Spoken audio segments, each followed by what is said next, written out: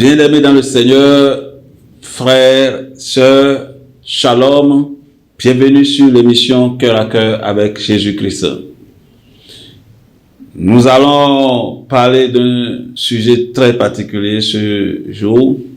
Il s'agit de la puissance du pardon, la puissance libératrice du pardon. Bien-aimés dans le Seigneur, le pardon, c'est remettre les offenses de quelqu'un. Mais tel que nous voyons la définition, on a l'impression que lorsque nous pardonnons quelqu'un, nous lui faisons du bien. Mais nous devons alors voir quelles sont les instructions de notre Seigneur Jésus-Christ par rapport au pardon. Lorsque nous montons d'abord dans le protocole de prière que le Seigneur Jésus nous a laissé, il a dit, lorsque nous voulons prier, dites notre Père qui est aux cieux, ainsi de suite. Après, il a dit, pardonne-nous nos offenses comme nous pardonnons aussi à ceux qui nous ont offensés.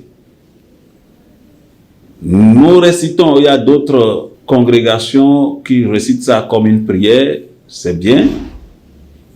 D'autres utilisent le protocole pour prier, c'est bien. Mais est-ce que nous faisons attention à cet extrait qui dit « Pardonne-nous nos offenses comme nous pardonnons aussi à ceux qui nous ont offensés ». C'est tout le problème. Nous devons comprendre que le pardon est quelque chose de divin. C'est d'abord Dieu nous a montré l'exemple du pardon. Parce que personne sur cette terre n'était libre, n'était exempt du péché. Nous étions tous des pécheurs. Mais malgré que nous étions pécheurs, il a fait quoi? Il a envoyé son Fils unique pour prendre nos péchés. L'œuvre de la croix est pour le pardon de nos péchés. C'est le sacrifice qui a été fait pour que nous ne soyons plus des pécheurs. Et même dans toute la vie de Jésus-Christ sur la terre, nous avons vu qu'il a fait preuve d'humilité, de pardon. Il a pardonné même ceux qui le persécutaient. Les gens qui l'ont amené à la croix pour le clouer, qu'est-ce qu'il a dit? Père, pardonne-les, car ils ne savent pas ce qu'ils font. Mais nous voilà, nous qui sommes des hommes sur cette terre, qui souhaitent être à l'image de Jésus-Christ, ou qui disons même que nous sommes des chrétiens, nous écoutons la parole, mais nous ne voulons pas pardonner nos frères. Nous ne voulons pas pardonner nos sœurs. Nous prions et nous sommes étonnés de ne pas être exaucés. Nous devons comprendre que le cœur qui ne pardonne pas est un cœur non converti. Sinon, quelqu'un qui est converti ne peut pas avoir un cœur de non-pardon. Si tu es converti, ça veut dire que tu as l'esprit de Jésus-Christ en toi. Donc, cet esprit, c'est un esprit qui pardonne. Mais tu ne peux pas être dans cet état et dire que tu ne vas pas pardonner ton second, ton semblable. Alors, nous devons comprendre qu'il y a beaucoup plus de grâce à pardonner que de ne pas pardonner. D'abord, nous devons comprendre ce que le pardon fait. Ce que le pardon fait à celui qui pardonne. Lorsque nous pardonnons, d'abord, nous nous libérons. Le pardon libère. Il libère celui qui pardonne. Pas celui qui est pardonné. Celui qui est pardonné, soit il peut se sentir libéré, mais toi d'abord tu te libères. Parce que lorsque tu n'as pas encore pardonné quelqu'un, ça veut dire que cette personne, tu l'as liée dans une prison. Spirituellement, nous ne pouvons pas comprendre ce que ça veut dire lorsque tu lis quelqu'un dans ta prison, dans la prison de ton cœur. Aussi bien, tout ce qui a comme démon en lui se retrouve en toi. C'est là ce qui est grave. Et nous devons comprendre et prendre conscience de ça aujourd'hui. Le jour où j'ai compris ça, j'ai décidé de ne plus garder personne dans mon cœur. Parce que non seulement tu as déjà tes défis, mais tu vas aller prendre les démons de l'autre que tu vas ajouter sur les tiens. La deuxième chose, lorsque tu pardonnes, tu te purifies. Comme j'ai dit, tout ce que tu avais emmagasiné comme énergie négative, comme démon, à cause du fait que tu as lié l'autre en toi, tu le libères, tu te purifies, tu te rends digne, tu te sanctifies. Parce que tu dégages tout ce qui est ombre négative, tu les dégages de toi. Le pardon, ça te justifie. Ça te justifie. Lorsque nous sommes justifiés, ça ne veut pas dire que c'est celui qui fait toujours les choses justes, mais c'est celui qui est rendu juste par la nature de Christ. Parce que tu prends la nature de Christ, tu es justifié. Le pardon te réconcilie également. Le pardon te réconcilie avec Dieu. Parce que, étant donné que tu as pu te purifier, tu t'es rendu saint, Dieu qui est saint, peut venir habiter en toi. Son esprit peut trouver sa place en toi. Parce que avant que tu ne pardonnes, il ne peut pas trouver de place parce que ton cœur était noir, ton cœur était sombre, ton cœur était rempli de saleté. En te libérant par le pardon, ton cœur devient pur et tu peux recevoir la présence du Saint-Esprit en toi. Le pardon t'ouvre également la réconciliation avec ton semblable parce que le pardon ne veut pas dire tout de suite synonyme de réconciliation.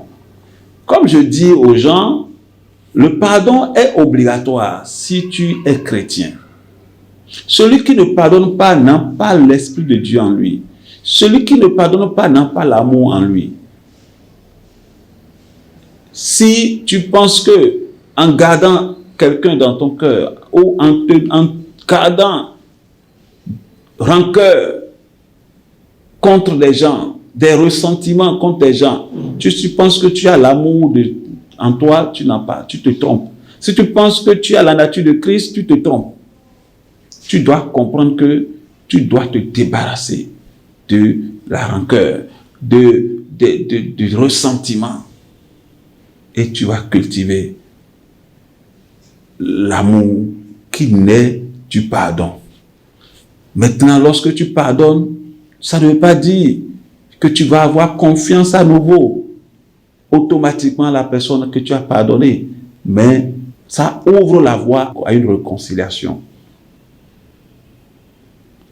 Autrefois, si tu ne peux plus, tu ne peux pas te retrouver dans la présence de la personne, tu peux te retrouver dans cette présence à l'aise. Le pardon est très indispensable pour pouvoir marcher dans la foi, pour pouvoir obtenir de Dieu. Voyons un peu ce que la Bible nous dit dans le livre de Marc 11, au verset 23 à 24, la Bible nous dit que tout ce que tu demanderas dans ta prière, si tu crois et tu ne doutes pas en ton cœur, tu verras cela s'accomplir. Ça, c'est la manifestation de la foi, d'accord? Mais le verset 25 et 26 nous dit ceci. Nous allons le lire pour que nous comprenions clairement ce que ça dit. Versets 25 et 26, je lis. Et lorsque vous êtes debout, faisant votre prière, si vous avez quelque chose contre quelqu'un, pardonnez, afin que votre Père qui est dans les cieux vous pardonne aussi vos offenses. Verset 26. Mais si vous ne pardonnez pas, votre Père qui est dans les cieux ne vous pardonnera pas non plus vos offenses. Donc, bien aimés, si nous voyons, Dieu a conditionné l'exaucement de nos prières au pardon des offenses. C'est clair. Il ne faut pas que nous nous trompons. Nous pouvons être exaucés pensant que c'est Dieu qui nous exauce. Dieu n'exauce pas celui qui a le cœur chargé, le cœur rempli de rancœur. Dieu ne peut pas t'exaucer. La présence de Dieu ne peut pas se manifester. Il y a des entités qui sont les dieux de non-pardon. Peut-être ces entités peuvent t'emballer, tu vas penser que oui, et c'est Dieu qui m'exauce. Non, Dieu ne peut pas exaucer, il ne peut pas être tenté par le mal, parce que celui qui ne pardonne pas, il est un pécheur, il est dans le mal, il n'a aucun amour en lui, donc Dieu ne peut pas être tenté par le mal. Donc je veux nous inviter à comprendre que le pardon est quelque chose de crucial. Nous ne pardonnons pas pour celui qui nous a offensés. Nous pardonnons pour nous-mêmes, pour pouvoir nous libérer nous-mêmes, pour pouvoir nous justifier, pour pouvoir nous purifier, pour pouvoir nous réconcilier avec notre Dieu. Bien-aimé, si tu pensais qu'en pardonnant, tu fais du bien à celui que tu as pardonné, sache aujourd'hui que c'est une erreur. C'est une mauvaise vision. En pardonnant, tu te fais du bien d'abord à toi-même. Alors recherche le bien de ton âme en pardonnant tes semblables, en pardonnant ton prochain, en ne gardant plus des gens dans ton cœur. Vis sans rancœur, vis sans ressentiment. Rends grâce en toutes choses, selon toutes circonstances qui se présentent à toi. Rends grâce. Et ne vis pas dans l'amertume, dans le non-pardon. Je prie que le Seigneur te fortifie. Tu changes ton cœur. Si tu avais un cœur endurci, un cœur qui ne veut pas pardonner, qu'il change ce cœur, qu'il transforme ton cœur, qu'il te donne un cœur nouveau, tel que Dieu l'a promis dans Ézéchiel 36, il dit, je répandrai mon esprit sur vous. Qu'il répand son esprit sur toi maintenant qui écoute ma voix, toi qui me regardes, qu'il répand son esprit sur toi.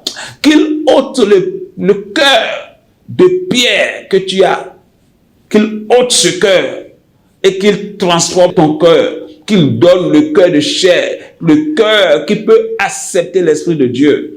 Le cœur qui pardonne son semblable. Le cœur qui sait répandre l'amour.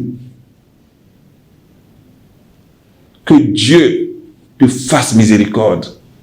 Qu'il ne te compte pas ton offense de non-pardon, mais qu'il change, qu'il transforme ton état.